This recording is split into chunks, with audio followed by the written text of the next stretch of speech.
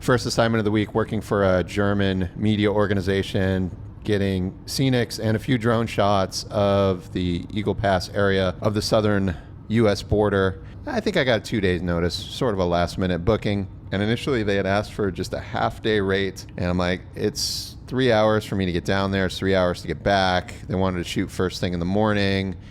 And so I'm like, I got to travel in night before. So I got to bill you for my travel time. And I just quoted them my full ENG rate for the day. I got another project I got to travel up to Dallas for. So timing's a little tight. And they booked me. Well, Texas is trying to be like Florida. Blue skies, 100 degrees, and it just started dumping rain. Oh, those can catch on fire when they get dropped. I think that's true. My favorite part of the day is this right here. Rocking the dad socks, do not care. 3 hour drive home, here we go. Travel day to Dallas, Texas. My plan is to prep the cameras in the hotel room when we get up there, so I don't have to worry about it in the morning. We had such a quick turnaround from Eagle Pass. I didn't have the free time to prep at the house before we hit the road again.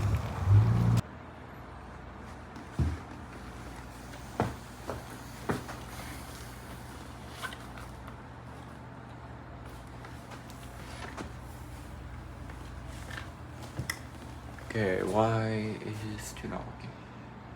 On the right-hand side of the camera, did you verify the input switches? What are they set to? Mine one has Phantom, so... Do you need Phantom coming from the audio mixer? I don't think so. No, you can turn that off. That's line 1. Now both of them aren't working. Look at those switches. How many positions does it have? There we go. Okay. All right, what are those knobs set to, the numerical value? 2.5. Okay, so that's pretty, they should be closer to 5. So let's change the gain setting in the menu. So go menu, audio menu, input. Let's change the attenuation. I always forget which direction. Try -40 on both channels. Wait, what's the...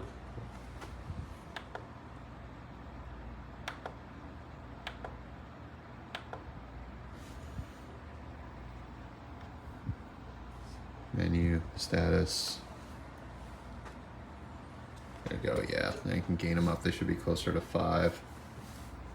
So we got to get the time code boxes out of the truck next. Get those after dinner. Okay. So we brought the 3 cameras into the room. Already teched out C cam, gimbal, FX3, B cam for the interview, FX9B.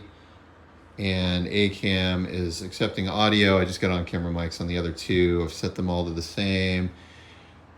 UHD record 2997 drop frame. Cards are in and formatted. Shooting AVC-L because these are 45 minute long interviews times 2 plus some B-roll, which I then need to upload to the cloud. So doing L versus I for that reason. Well, Beck is down. He was up all night. Projectile vomiting. The barbecue was no bueno last night. I'm hurting a little bit.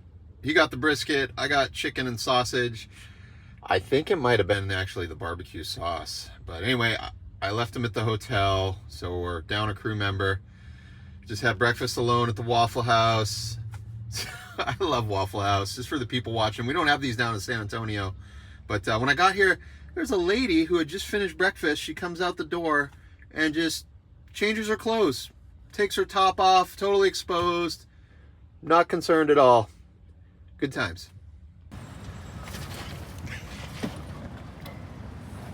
Even drives like a cop.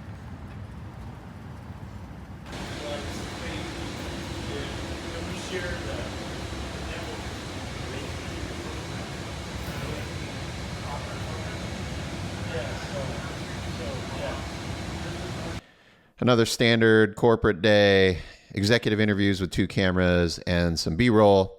Our director was remote over Zoom, so a MacBook in place for the eye line.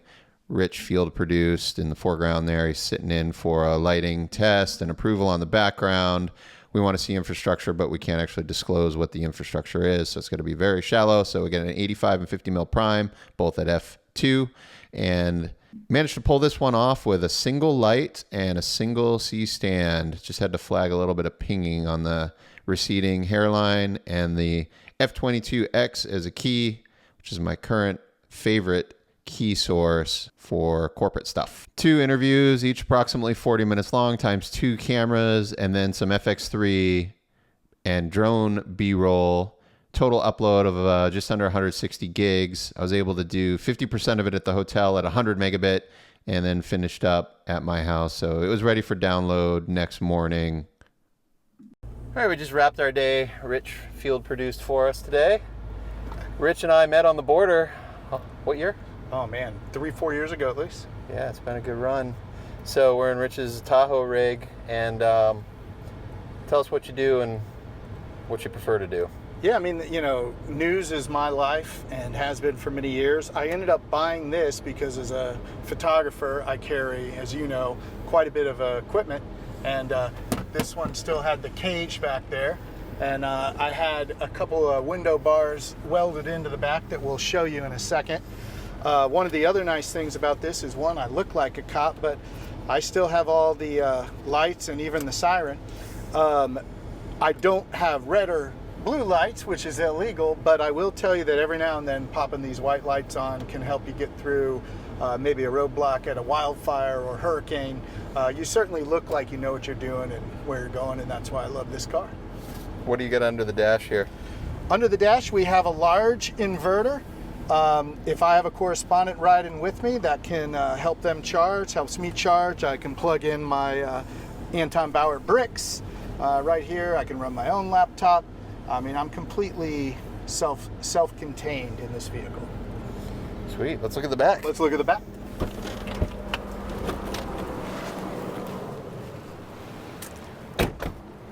Let's start over here on the driver's side. For news, it's obviously important to be able to be quick. So in an absolute pinch, huge breaking news, I roll up, all I have to take is this. Everything I need to do a story is in it. I have my small camera, Sony A7, headphones, wireless lav, shotgun. It's not pretty, but I can do news with just that. If I have a little more time, I simply grab my second bag, which is a little more detailed audio, wireless lavs, things like that. The rest of this thing I'll show you right here. I've got a medical kit because I'm down on the border and out in places that are nasty a lot. I have every cable you could possibly have, SDI, HDMI, XLR cables in there. I've got some power that I hang here. You can kind of see over there, I have about 1 million GoPro mounts when we're doing storms. I absolutely love to have GoPros everywhere. This is my primary light kit, Astra 6X. I've got 3 of them in here. Of course, you got the ever needed cart, bunch of weight. This is your pretty typical scrim sheet. Here's my live view, so we can go live from pretty much anywhere with a cell phone signal. All of my tripods and light stands are in this, and hey, if you know, you know, right? If you work in Texas, you know that. This is a little more heavy duty light stands, C-stands. Don't use that box a whole lot, but you gotta have it. And then finally over here, I'm pre-packed. I got some dry clothes. I got a wetsuit, you know, in case we get rained on. I've got a couple pairs of shoes in case, you know, you leave the house and you think you're coming home, but you're not, which happens a lot in news. And then here's my, you know, big boy camera, my FX9. And that's honestly about all I need. I do have the short reporter blocks here. I guess I should show those if you have a short reporter. Oh, I haven't seen those. Instead of an Apple box. It's yeah, like instead of an foam, Apple box, they're foam. They weigh absolutely nothing. Oh, I dropped it away. That's fine. Oh. I know you're putting that in, but aren't they nice? I mean, I didn't know that. Yeah. Where do you get those? B&H, where you get everything. Cool. Can you talk a little bit about where you came from, your last assignment, and talk about how you transitioned from that type of travel to being back to local work? How Yeah. involved is it switching your kit over? Man, you know, there's not much involved with switching the kit over. That's why I did this. The reason I started compartmentalizing so much was actually the Haiti earthquake. And the reason was I was out of town when that happened. And I got sent. So I flew back and I had to call my wife and say, hey, will you bring my live view? Will you bring my BGAN back then? It wasn't a live view, but will you bring my BGAN? Will you bring, she didn't know what it was. So now I can literally say, and if you notice, I'll show you, almost all of my Pelican cases are different colors. I've got purple, I've got tan, so I can say, hey, listen, grab the tan one, grab the long black one with the Bucky sticker, you know, grab this one that says Rhino Recovery, and I don't have to tell her it's my Astra 6Xs, or I don't have to tell anyone else, even if I'm working with someone. If I send them back to the car while we're shooting, I can say, just get that big giant black case that says Rhino on it. So that helps a little bit, but the compartmentalization, again, I really am obsessive about that. Even on a bad day, a busy, long day, I'm gonna put it all back where it goes so that it's faster if I really need it. I don't want to have something really big, really bad happen and then have to be putting my gear together. The last assignment I did was a DNC.